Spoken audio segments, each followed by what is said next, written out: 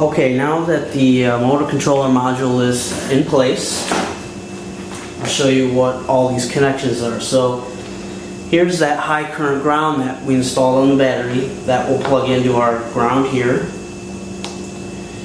This is the 24 volt that will plug into the relay that's here. These are charging ports, so we'll just leave these hanging out for when we plug those into the charger. We've got a ground connector here. This will ground the ground lead on the relay and also the ground lead here to power the Robotech microcontroller inside. So we'll plug that into our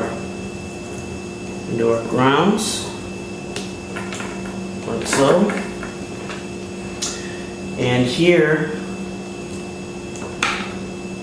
this lead here will go into the e-stop on our switch box.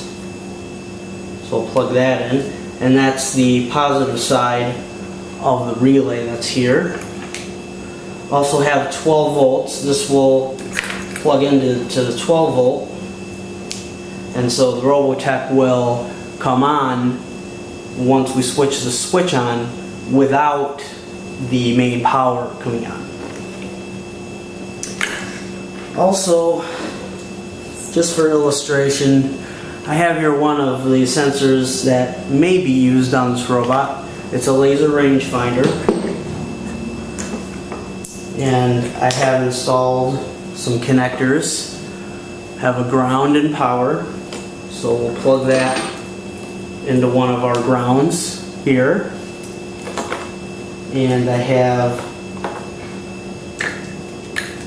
the other one here that will plug into the 24 volt, since this particular sensor requires 24. So we'll plug that in.